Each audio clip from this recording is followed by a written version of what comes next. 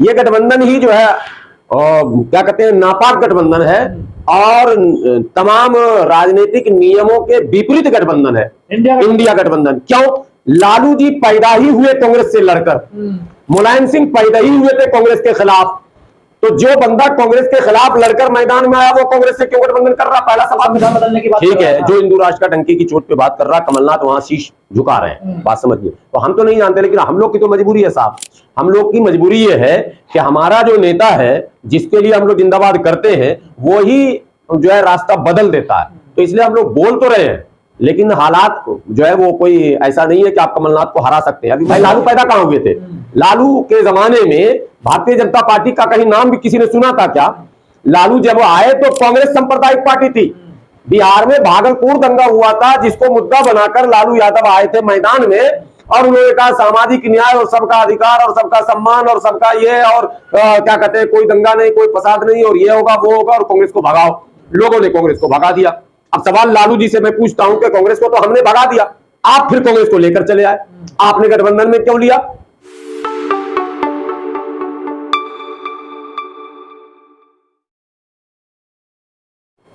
Server जी, अखिलेश यादव कह रहे हैं कांग्रेस जो है बीजेपी से मिली हुई है, उन्होंने हमारे साथ धोखा किया है गठबंधन के नाम पर। देखिए, ये दो तीन तरह के सवाल इसमें होते हैं। गठबंधन इनका लोकसभा का हुआ था या पूरे देश के तमाम राज्यों का हुआ था, ये तो अखिलेश जी को भी आकर सामने कहना पड़ेगा। जिस गठबंधन का नाम आपने इंडिया सुना है, INDIA, वो गठबंधन तो 2024 के लोकसभा का है।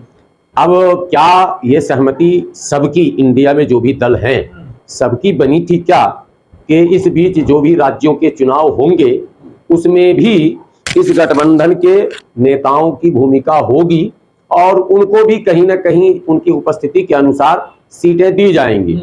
अगर ये सहमति नहीं बनी थी तो अखिलेश जी को इस इशू को क्रिएट नहीं करना था। उन्हें अपना चुनाव जैसे वो लड़ते आ रहे हैं अब तक, बसपा भी लड़ती है मध्य प्रदेश में। बसपा किसी जमाने में दूसरी सबसे बड़ी पार्टी हुआ करती थी। बसपा के 2-2 सांसद मध्य प्रदेश से जीते हैं। ग्वालियर क्षेत्र तो बसपामय हो गया था, जहां से 4-4 विधायक निकल चुके हैं। तो राजस्थान हो या मध्य प्रदेश हो, जहां बसपा बड़ी मजबूत रही है और आज भी वो चुनाव मैदान में है, तो उसने किसी गठबंधन की भूमि से सीट तो नहीं मांगा। तो जब बहन जी ने सीट नहीं मांगा तो अखिलेश जी को भी नहीं मांगना था। इनको अपना चुनाव जिस तरह से पिछले चुनाव में इन्होंने लड़ाया था उसी तरह से लड़ा लेना था। एक बात तो ये है, पर बहन जी गठबंधन में नहीं है ना। तो गठबंधन में नहीं है तो गठबंधन में अखिलेश जी भी नहीं है। वो तो 2024 का गठबंधन है, 2023 का गठबंधन नहीं है वो। यही तो सवाल है कि चाहे नीतीश कुमार जी हो, चाहे ममता बनर्जी हो, चाहे शरद पवार हो, चाहे तेजस्वी यादव हो, चाहे अखिलेश यादव हो, इस गठबंधन में जितने भी लोग शामिल हैं उनको ये भी बयान देना चाहिए कि ये जो हमारा गठबंधन हुआ इंडिया, ये केवल 2024 के लिए नहीं हुआ है। ये जितने भारत में चुनाव होंगे, निकाय से लेकर और लोकसभा तक, स्थानीय निकाय के चुनाव से लेकर लोकसभा तक, सब में हम लोग एक रहेंगे। क्या इस बात की लिखित गारंटी अखिलेश जी देंगे कि निकाय चुनाव से लेकर और लोकसभा तक ये सब लोग एक जगह रहेंगे? यही सवाल जो आप कह रहे हैं, अखिलेश यादव ने जो बागेश्वर सीट है जो उत्तराखंड की, वहां पर अपना प्रत्याशी उतार दिया चुनाव में। कांग्रेस वहां पर चुनाव हार के तो कांग्रेस ने सारा ठीकरा अखिलेश पे फोड़ दिया। हाँ, तो यही चीज इनको मध्य प्रदेश में करना चाहिए। पहले आप प्रत्याशी उतारिए। देखिए पॉलिटिक्स में क्या होता है, पहले आपको दबाव बनाना फिर बात करनी है। आपने प्रत्याशी उतारा नहीं और मांगने गए। किससे मांगने गए? जिस पार्टी से। यही बात फिर मैं कहता हूं तो लोग कहते हैं ये गठबंधन ही जो है क्या कहते हैं, नापाक गठबंधन है और तमाम राजनीतिक नियमों के विपरीत गठबंधन है इंडिया गठबंधन। क्यों? लालू जी पैदा ही हुए कांग्रेस से लड़कर, मुलायम सिंह पैदा ही हुए थे कांग्रेस के खिलाफ, तो जो बंदा कांग्रेस के खिलाफ लड़कर मैदान में आया वो कांग्रेस से क्यों गठबंधन कर रहा? पहला सवाल। भाई लालू पैदा कहां हुए थे? लालू के जमाने में भारतीय जनता पार्टी का कहीं नाम भी किसी ने सुना था क्या? लालू जब आए तो कांग्रेस सांप्रदायिक पार्टी थी। बिहार में भागलपुर दंगा हुआ था जिसको मुद्दा बनाकर लालू यादव आए थे मैदान में और उन्होंने कहा सामाजिक न्याय और सबका अधिकार और सबका सम्मान और सबका ये और क्या कहते हैं, कोई दंगा नहीं, कोई फसाद नहीं और ये होगा वो होगा और कांग्रेस को भगाओ। लोगों ने कांग्रेस को भगा दिया। अब सवाल लालू जी से मैं पूछता हूं कि कांग्रेस को तो हमने भगा दिया, आप फिर कांग्रेस को लेकर चले आए, आपने गठबंधन में क्यों लिया? ये जवाब दे पाएंगे वो? मुझे यही तो लोग कहते हैं कि आप हो किस दल में? यार मैं जाऊं किस दल में? पहले ये तो सवाल पैदा होता है। आप बीजेपी को हराना ना, इसलिए क्यों हराना बीजेपी को? कांग्रेस को क्यों जिताना? ये सवाल पहले जवाब देकर तब ना आगे बढ़िएगा। आपने कांग्रेस को क्यों लाया?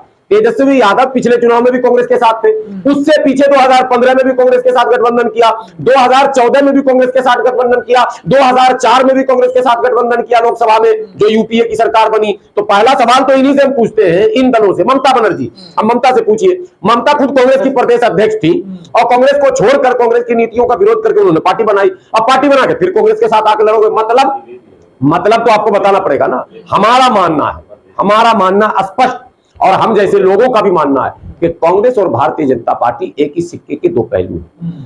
लेकिन ये जो दल हैं जो समाजवाद के नाम पर पैदा हुई हैं, इन दलों ने पहले तो कहा सामाजिक न्याय, समाजवाद, ठीक है, और उसके बाद ये फिर चले गए मनुवाद की तरफ। अखिलेश यादव को कुर्सी धुलना और टूटना भूल गए क्या वो? उन्हें पता नहीं कि वो शूद्र हैं? कब पता चलेगा?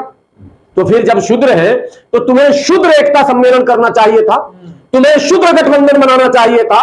तुमने ममता बनर्जी पंडित को क्यों उसमें लिया? तुमने राहुल गांधी पंडित को क्यों लिया उसमें? सवाल इनसे भी मेरा है। आप रोना रो रहे हैं कांग्रेस नहीं है क्या? कांग्रेस को पहचानने में आपको 20 साल लगेगा? गुलाम सरवर तो न प्रधान बनाना, मुखिया बनाना, जिला पंचायत न विधायक न सांसद। 10 साल से हम बोल रहे हैं, 10 साल से हम बोल रहे हैं। मैं अखिलेश यादव जी से अभी कह रहा हूं आपके चैनल के माध्यम से, कोई सपाई नेता देख रहे हो, मैं कांग्रेस को जो है वहां बोरिया बिस्तर समेटवा देता हूं अकेले, किसी की जरूरत नहीं। लाओ इंतजाम करो इंतजाम मेरा, लाओ 10-20 करोड़ रुपया लगाओ। अभी कमलनाथ को क्या राजनीति करेंगे इन लोग राजनीति नहीं कर रहे हैं, इन लोग अपने समाज को ठग रहे हैं। शूद्र की बात करने वाले शूद्र को ठग रहे हैं, दलित की बात करने वाले दलित को ठग रहे हैं, मुसलमान की बात करने वाले मुसलमान को ठग रहे हैं। इस देश में एक बड़ी लड़ाई है, वो लड़ाई है सामंतवाद के खिलाफ। वो फार्मूला हमारे यहां आज से नहीं चल रहा, बाबा साहब के बाद भी ये चलता रहा लगातार। और बाबू जगदेव प्रसाद कुशवाहा ने वो फार्मूला दिया, कर्पूरी ठाकुर ने फार्मूला दिया।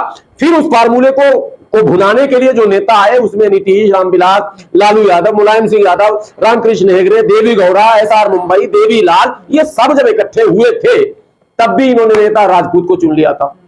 अब थोड़ा समझिए, पूरे देश में इकट्ठे हो गए, वोट सारा ओबीसी का, वोट सारा एससी का, वोट सारा एसटी का, वोट सारा माइनॉरिटी का। प्रधानमंत्री बन गए, राजा नहीं फकीर है, वो भारत की तकदीर है विश्वनाथ प्रताप सिंह राजपूत। अब लोग कहते हैं कि विश्वनाथ प्रताप सिंह ने मंडल कमीशन लागू किया, बिल्कुल झूठ। जो इतिहास नहीं जानता, राजनीति नहीं जानता, वो बोलता मंडल कमीशन, अगर चौधरी देवीलाल हंगामा न किए होते, अगर चौधरी देवीलाल थ्रेट न दिए होते तो मंडल कमीशन लागू नहीं हुआ होता। ये जो वोट कलम है ना, पूरा देवीलाल ने भर दिया था बीपी सिंह के खिलाफ, खुद उप प्रधानमंत्री रहते हुए अपने ही सरकार के खिलाफ धरना करवा दिया था। हाँ, तो क्रेडिट जाना चाहिए था देवीलाल को, और अगरबत्ती घुमाया जा रहा राजपूत नेता पर, बीपी सिंह पर, कि यही महान थे गरीबों के मसीहा और पिछड़ों के मसीहा। ये सब खेल इस देश में हो रहा। तो अखिलेश यादव को पता नहीं है कि मंडल कमीशन लागू करवाने में सबसे बड़ी भूमिका देवीलाल की थी? क्यों अखिलेश यादव मंडल का मसीहा कहते हैं बीपी सिंह को? खुद ही आप गलत करते हो।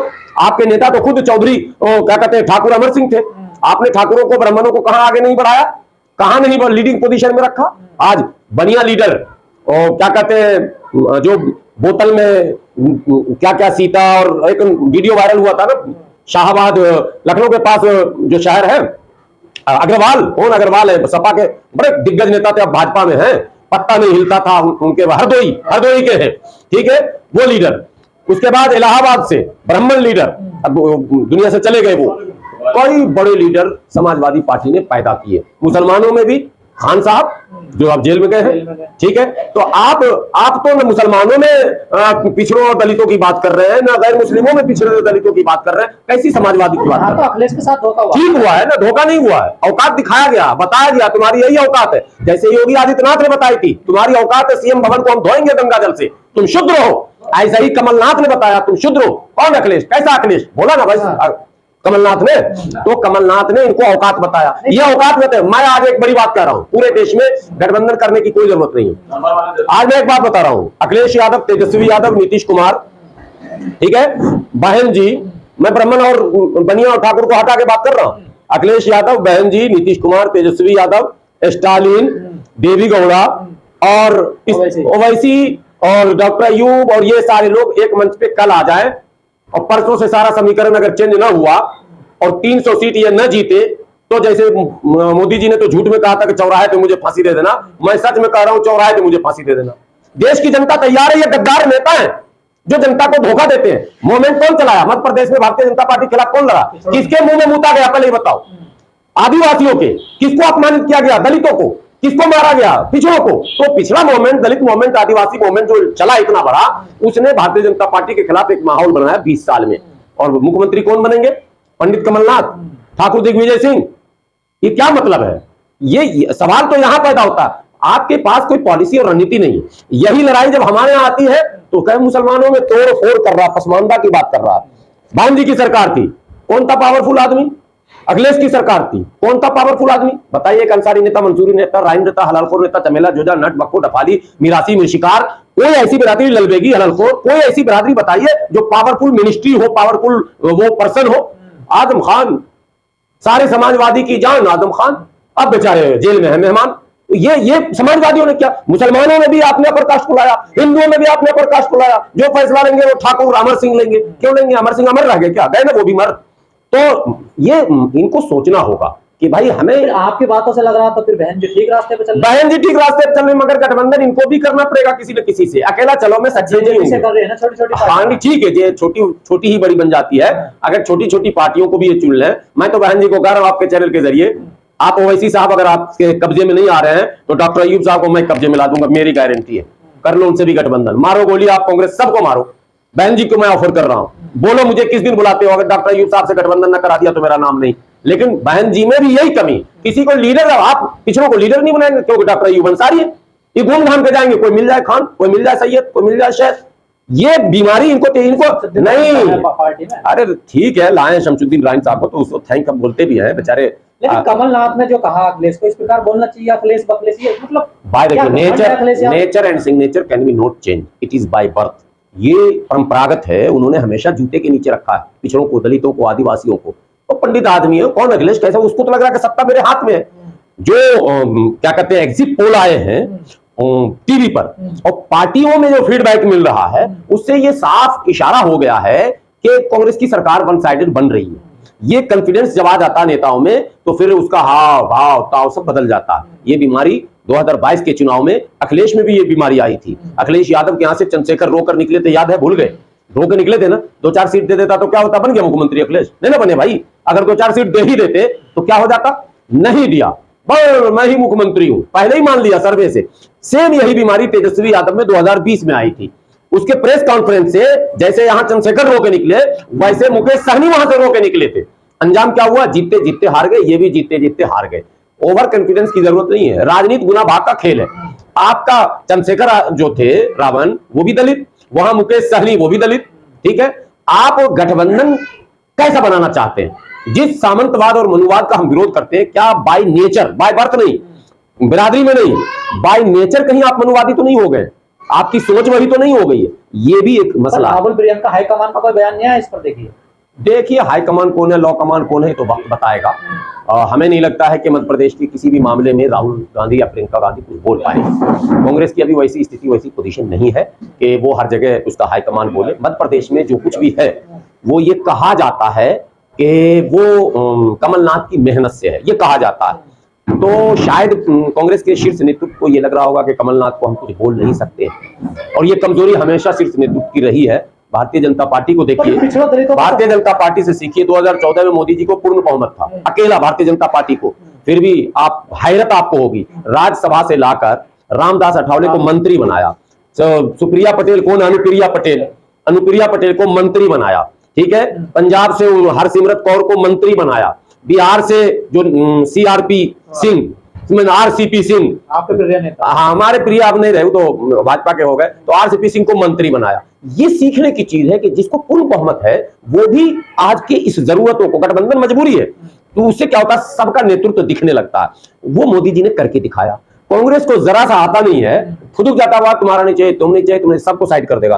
कांग्रेस ने पहले राज्य के अधिकार को कम किया, कांग्रेस ने पार्टियों को तोड़ने का काम किया, कांग्रेस ने 356 का गलत इस्तेमाल, 356 ही होता ना, तो 556 कितना, वो जो 356 जो राज्यों को राज्य के अधिकार को खत्म कर देता है, यानी वहां राष्ट्रपति शासन लग जाता है, ये कांग्रेस ने पहले आजमाया, ठीक है। तो आजमाए हुए को जबरदस्ती आजमा रहे। ये अलग बात है कि राहुल गांधी के बयान से लग रहा है कि कांग्रेस नहीं और कांग्रेस में एक अलग तेवर, अलग कलेवर और अलग उसकी सोच बन रही है, लेकिन उसका थिंक टैंक आज कांग्रेस भी। नहीं कहां से लग रहे, कमलनाथ तो कोई हिंदू मैं कह तो रहा हूँ कि मैं कह रहा हूँ बाबा बागेश्वर के दरबार में जाने वाले, जो संविधान बदलने की बात ठीक कर रहा है, जो हिंदू राष्ट्र का टंकी की चोट पे बात कर रहा, कमलनाथ वहां शीश झुका रहे हैं, बात समझिए। तो हम तो नहीं जानते, लेकिन हम लोग की तो मजबूरी है साहब। हम लोग की मजबूरी ये है कि हमारा जो नेता है, जिसके लिए हम लोग जिंदाबाद करते हैं, वो ही जो है रास्ता बदल देता है। तो इसलिए हम लोग बोल तो रहे हैं, लेकिन हालात जो है वो कोई ऐसा नहीं है कि आप कमलनाथ। अभी मैं ग्वालियर से आया हूँ 4-5 दिन पहले, जितने भी जाटव माने मतदाता हैं, जितने भी दलित मतदाता हैं और दूसरे और बिरादरियों को, मौर्य और ये सबों में से 100-150 लोग जमा हुए थे, हम लोग की मीटिंग हुई थी। उन लोगों ने ये कहा कि हमारे पास विकल्प नहीं है, हमको भाजपा को हराना है। ये खबर मैं पहले भी एक बयान दिया था, ये खबर पार्टियों में चली जाती है कि विकल्प नहीं है। विकल्प क्यों नहीं है ये किससे पूछेंगे? ये तो बहन जी से ही पूछेंगे। विकल्प तो था, आखिर क्या कारण है कि आप विकल्प नहीं? उसी ग्वालियर की बात कर रहा हूं जो ग्वालियर नीला हो चुका था किसी जमाने में, 4-4 विधायक जिताने वाले ग्वालियर की बात कर रहा हूं। कमी को समझना होगा, हमारे नेतृत्व में कमी है और इसी का अंजाम है कि जो स्वर्ण लीडरशिप है वो आपको औकात दिखाता ही रहेगा।